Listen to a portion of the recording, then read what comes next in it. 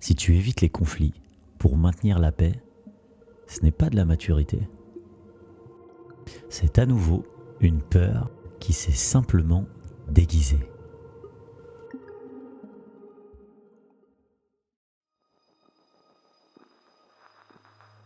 Tu préfères te taire plutôt que de créer une tension.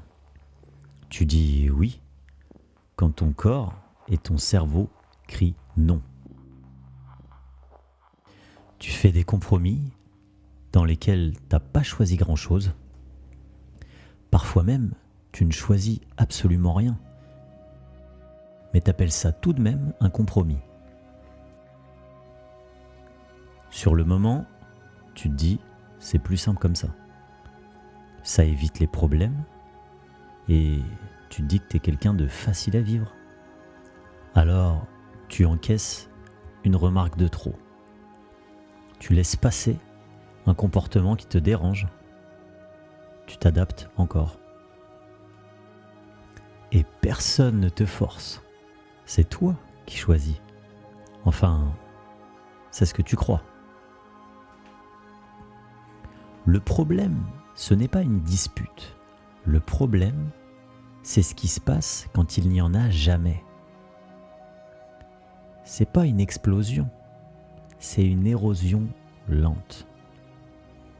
Tu ne perds pas l'autre, tu te perds toi. Et un jour, tu réalises que tu es entouré, mais que tu te sens seul.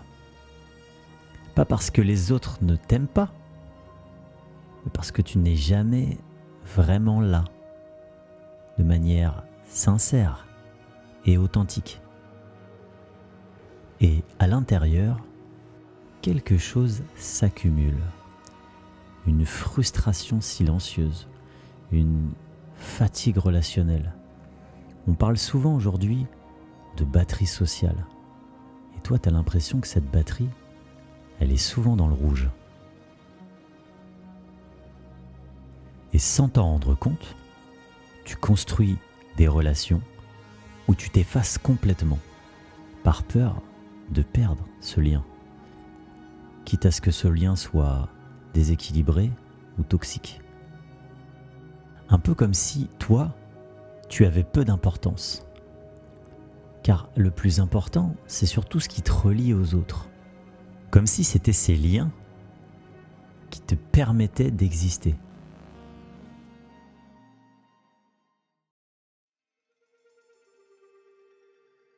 La peur de manquer ne concerne pas uniquement l'argent.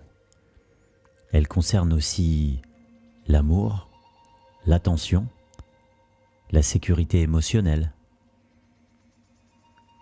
Ton cerveau a appris une règle simple.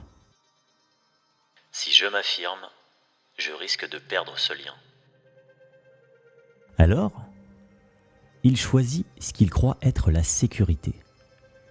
Se taire, s'adapter et réprimer. Mais cette stratégie a un coût énorme, car certaines de tes relations, et même certaines relations très proches, peuvent te donner la sensation d'être totalement déséquilibré et toxique, où tu donnes bien plus que ce que tu ne reçois. Ressens-tu dans certaines relations que tu peux avoir au travail, avec un ami, en famille ou dans ton couple, as-tu la sensation de donner bien plus que l'autre? Ou bien as-tu l'impression que c'est souvent toi qui vas te plier à la volonté de l'autre? Un peu comme si ta vie n'était qu'une suite de petits sacrifices qui s'accumulent de jour en jour. Beaucoup de personnes pensent que se taire évite les conflits. En réalité, ça ne les évite pas. Ça les retarde. Et ça les rend plus profonds. Ils se renforcent avec le temps. Une relation sans friction n'est pas forcément une relation saine. C'est souvent une relation où quelqu'un s'efface. Et très souvent, c'est celui qui a le plus peur de manquer qui s'efface.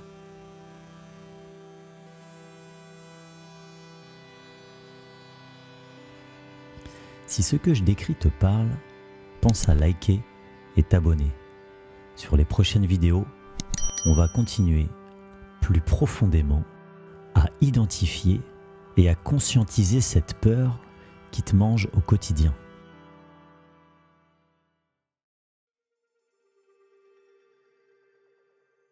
Connais-tu l'histoire de cette femme qui évitait toujours toute confrontation? Une peur accrue du conflit. Elle disait toujours « C'est pas grave, en même temps il est comme ça.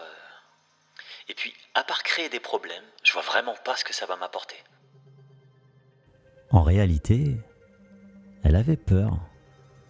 Peur d'être rejetée. Peur d'être seule. Elle n'était pas dépendante par amour. Elle était dépendante par peur du manque. Et à l'instar de l'histoire de cette femme, tant que cette peur dirige tes relations, tu choisis la survie émotionnelle, bien plus que l'authenticité de cette relation. À long terme, ce n'est pas la relation qui se détruit en premier, c'est l'estime de soi. Tu doutes de toi, tu ne sais plus ce que tu veux, tu ressens une fatigue émotionnelle constante et paradoxalement, plus tu t'effaces, plus les autres prennent la place. Pas par méchanceté, mais par habitude.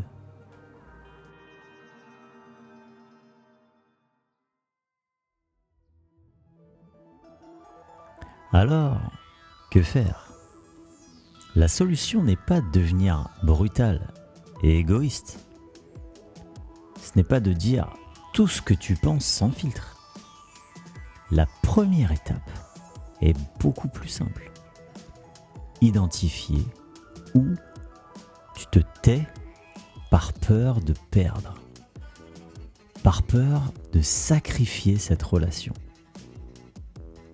Que ce soit au travail, auprès de la personne avec qui tu partages ta vie, près d'un ami ou d'un membre de ta famille.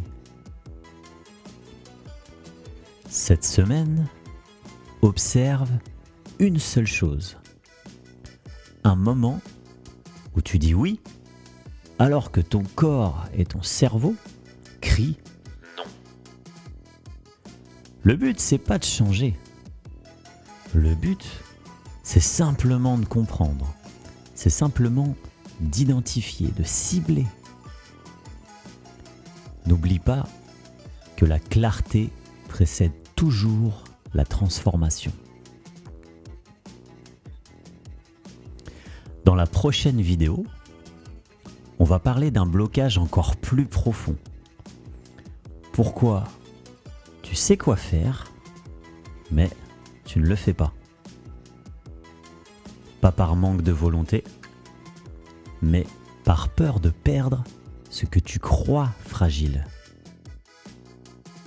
Si cette vidéo te parle, si cette vidéo a fait écho à quelque chose en toi, je t'invite à la liker et à t'abonner. Le but de cette chaîne, c'est pas que tu changes ta vie, c'est que tu changes ta façon de prendre des décisions.